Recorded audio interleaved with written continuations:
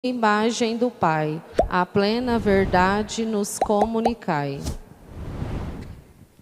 O Senhor esteja convosco. Ele está no meio de nós. Proclamação do Evangelho de Jesus Cristo segundo João.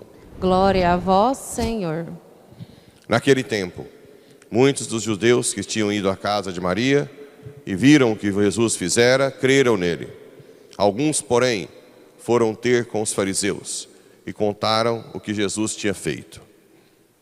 Então, os sumos sacerdotes e os fariseus reuniram o conselho e disseram: o que faremos? Esse homem realiza muitos sinais. Se deixamos que ele continue assim, todos vão acreditar nele. E virão os romanos e destruirão o nosso lugar santo e a nossa nação. Um deles, chamado Caifás, sumo sacerdote em função naquele ano, disse: vós não entendeis nada. Não percebeis que é melhor um só morrer pelo povo do que perecer a nação inteira? Caifás não falou isso por si mesmo. Sendo sumo sacerdote em função naquele ano, profetizou que Jesus iria morrer pela nação. E não só pela nação, mas também para reunir os filhos de Deus dispersos. A partir desse dia, as autoridades judaicas tomaram a decisão de matar Jesus. Por isso, Jesus não andava mais em público no meio dos judeus. Retirou-se para uma região perto do deserto, para a cidade chamada Efraim. Ali permaneceu com os seus discípulos. A Páscoa dos judeus estava próxima. Muita gente do campo tinha subido a Jerusalém para se purificar antes da Páscoa. Procuravam Jesus e, ao reunirem-se no templo, comentavam entre si: o que vos parece? Será que ele não vem para a festa? Palavra da salvação. Glória a vós, Senhor. Muito bem, caríssimos irmãos e irmãs que nos acompanham pelas redes sociais. A profecia de Ezequiel hoje, mais uma vez, vamos treinar a ler a Bíblia. Quais são as duas linhas que você tem que estar atento? Continuidade e descontinuidade. A continuidade seria histórica e a descontinuidade seria um salto, né? Um salto espiritual, a interpretação espiritual, alegórica, ou seja lá o que for, né? Tipológica. O salto seria aquilo que foge da continuidade histórica, que é profético, que vai em relação ao projeto de Deus, a salvação. Então vamos lá. Essa profecia, Ezequiel 37, o povo estava no exílio. Tanto do norte, que lá na Samaria, que já tinha um tempo, já desde o ano 720 a.C., os assírios tinham invadido o reino do norte, arrancado os judeus e mandado os pagãos. Quanto o reino do sul, no ano 500 e pouco, 80 a.C., Nabucodonosor, na Babilônia, invadiu o reino do sul, arrancou os judeus de lá. Imagina, os judeus que tinham essa... Nem se compara com o amor que vocês têm por bom Jesus. Mas nem se compara. Para eles, era a terra prometida, dada por Deus, né? O templo era um templo só, que estava em Jerusalém.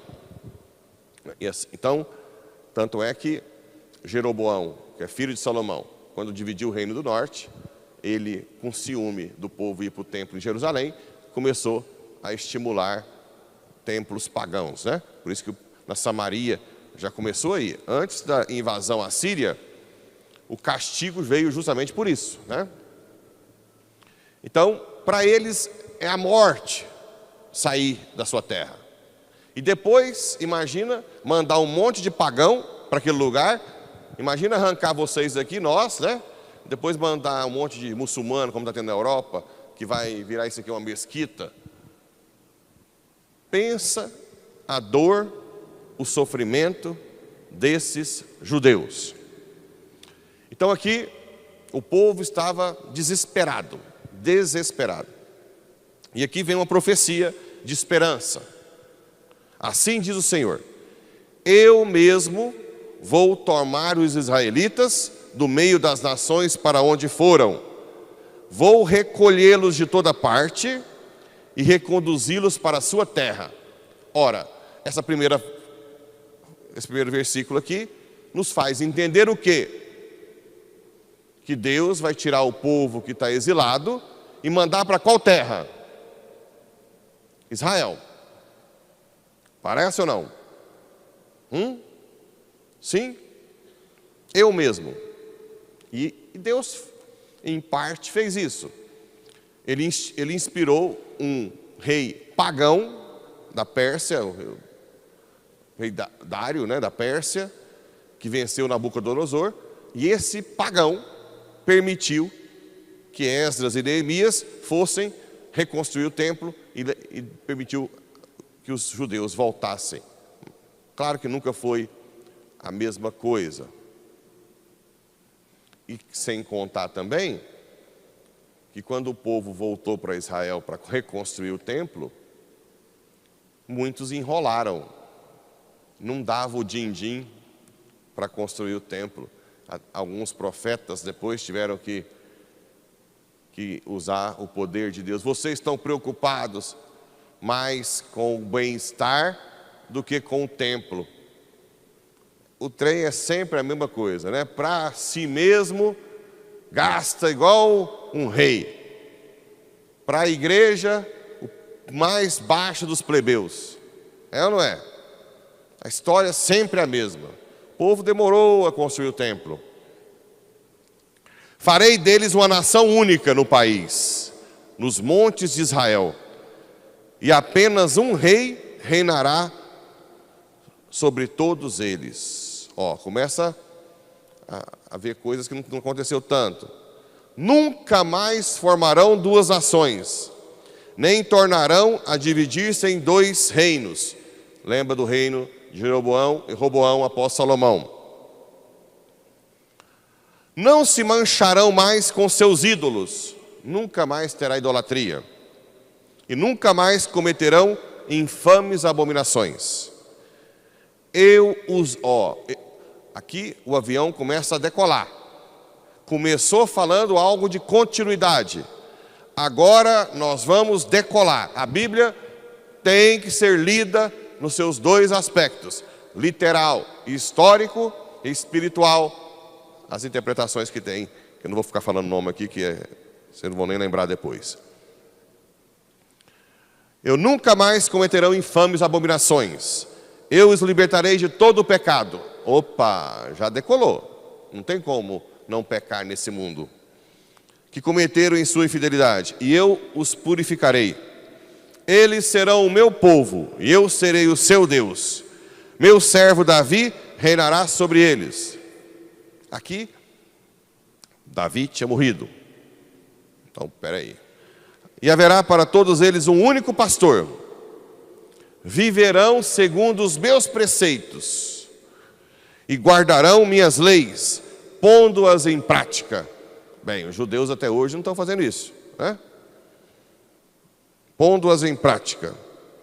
Habitarão no país que dei ao meu servo Jacó, onde moraram vossos pais. Aqui começa a ter parece uma continuidade de novo. Ali habitarão para sempre. Opa, já está lá em cima. Também eles com seus filhos e netos. E o meu servo Davi será o seu príncipe para sempre. Farei com eles uma aliança de paz. Será uma aliança eterna. Qual que é a aliança eterna? Jesus. Então, aqui, Deus fala da volta de reunir o povo, que poderia parecer o fato histórico de quando Nabucodonosor foi derrotado, mas um monte de coisas aqui não são continuidade histórica. Nunca mais pecar, durar para sempre, aliança eterna, né? Eu os estabelecerei e multiplicarei, e no meio deles colocarei meu santuário para sempre. para sempre. Lembra da Jerusalém celeste que desce em Apocalipse? Eu serei o seu Deus e eles serão o meu povo.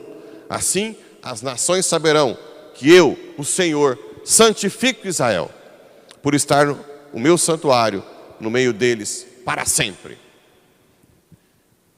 Deus está falando efetivamente do céu, da vida eterna, onde o rei será Cristo, os apóstolos, os príncipes, né? E os santos também governarão de alguma forma, assim como existe uma hierarquia angélica, né? Haverá uma hierarquia no céu de acordo com o galardão que você vive no céu, aqui na terra. O galardão seria o quê? A capacidade que você tem de sofrer para amar, para ser caridoso. Sofrer por amor à igreja e sofrer por amor ao próximo. Quanto mais você a ama, mais galardão no céu você tem, né? Então, essa leitura, por isso que é impossível o que fizeram no século XIX na Alemanha, de querer destrinchar a Bíblia como se fosse um livro técnico, querendo mostrar que Jesus não é Deus. Impossível. A Bíblia, ela é 100% humana e 100% divina, assim como Cristo. Ela precisa de um intérprete autêntico, que é o magistério da igreja. Não existe outro intérprete que não seja o magistério da igreja. Os exegetas, os teólogos estudam, mas deveriam, mas como o ser humano é petulante, lá em Roma, no bíblico, por exemplo, tem muita gente que ri do magistério. Acha que o magistério da igreja não sabe de tudo que eles descobriram nos estudos exegéticos. Riem. O ser humano é muito petulante, gente. É muito petulante, né? Claro que o magistério dá um espaço de tolerância para o estudo, e ele só bate o martelo quando sai, por exemplo, um monte de heresias. Jesus não multiplicou os pães, foi o milagre da partilha. Eu queria que essa pessoinha pegasse um pão ou 5 pães e para 5.000 pessoas e fizesse um milagre. Partisse o pãozinho em 5.000 e deixasse todo mundo saciado, né?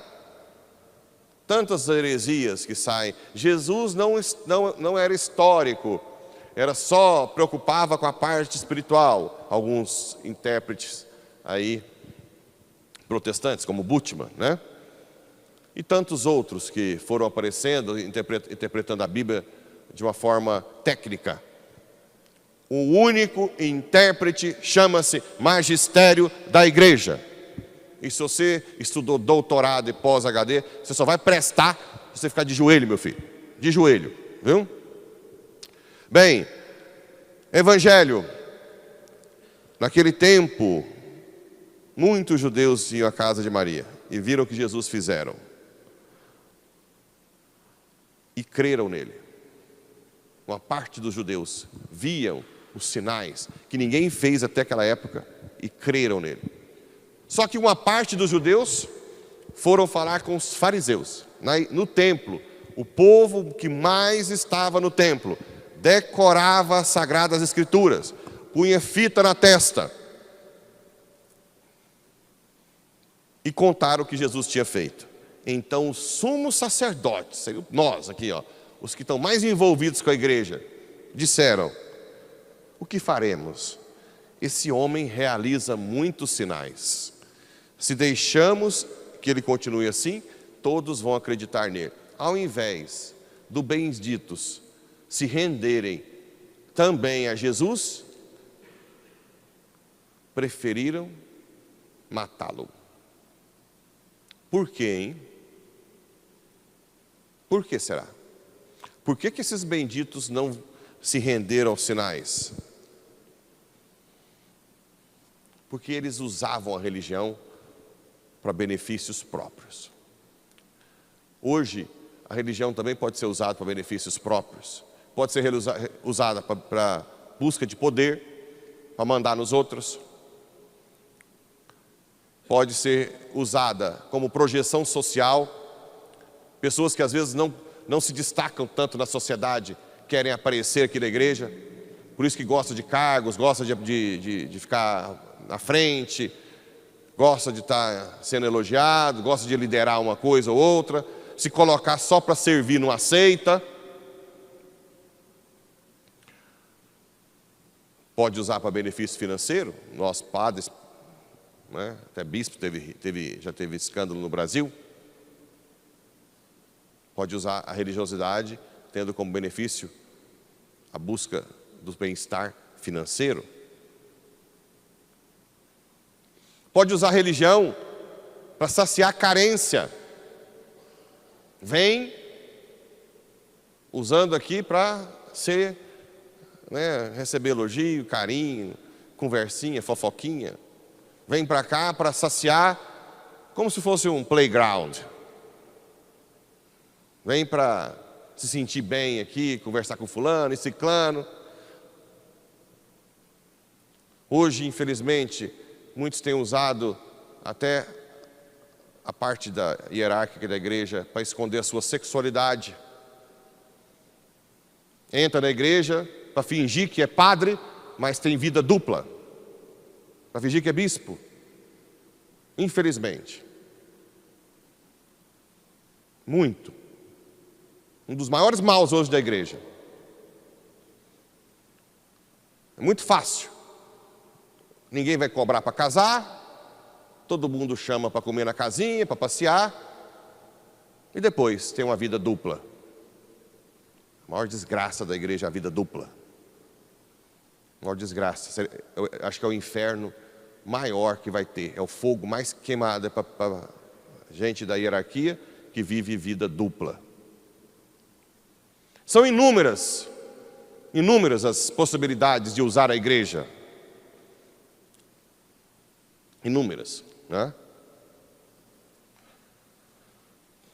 Quantas e quantas vezes a gente já vê sobre isso. Isso dói, machuca o coração de Deus. Só que machucar o coração de Deus quer dizer que atrai a ira.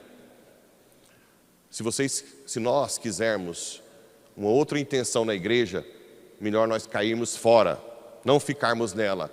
Porque quem for julgado usando a igreja para benefício próprio, ai, ai, ai. Ai, ai, ai, no juízo final. Eu não quero estar nem perto. Porque aqui é um lugar sagrado, onde devemos tirar as sandálias. Não é lugar para você saciar seu jeitinho, se projetar, você mandar e mascarar a sua vida dupla. Não é lugar para isso. É lugar para sermos santos, para mudar. Não é para também não ter defeito. Também tem o outro lado, não querer ninguém que tenha defeito, não querer ninguém que está no pecado. Não, a igreja é para acolher todos os pecadores, sim. Todos, sem exceção. Mas para mudar de vida. Para mudar de vida. Enquanto esses benditos, para não falar outro nome, fala que a igreja tem discurso de ódio, quando corrige o seu fiel, ou preconceito com alguns, preconceito seria se alguma determinada camada da população pecadora viesse para cá e eu não pregasse a mesma verdade. Aí é preconceito. Aí é preconceito. Se a verdade é para um, ela deve ser para outro também. Eu não posso, vocês façam o que vocês quiserem. Isso é preconceito. Ou não? Sim, todo mundo deve vir para a igreja, mas todo mundo deve ouvir a verdade. E vocês têm a sorte, a graça de terem documentos da igreja na internet, catecismo. Vocês estão armados até no dente para identificar quem não fala a verdade. Usem. Nós vamos começar a sortear os catecismos aqui, que na verdade é arma para vocês. Usem. Não para ficar brigando. Às vezes tem que rezar, né? Porque às vezes você vai ficar brigar com um padre, com outro. Vai ser pior. Começa rezando e depois perguntando, questionando sim. E Caifás diz que um tem que morrer por todos. Uma profecia, né? E Jesus andava em público ainda. Ninguém tocava nele. Porque Jesus não foi morto forçadamente, externamente. Ele livremente se doou para ser morto. Na hora que Deus quis. Porque Ele é o Senhor do universo. Então hoje vamos refletir sobre a nossa postura na igreja. O que eu venho fazer na igreja? Me converter, ser santo? Ou saciar a carênciazinha? Ou querer participar, ser ativozinho, para todo mundo ver que eu estou fazendo as coisas bem feito. O que eu venho fazer na igreja? Reflitam hoje sobre isso. Nós precisamos de santos, né? Santos. Santos. Que Deus nos ajude e Nossa Senhora nos dê juízo. Assim seja. Amém.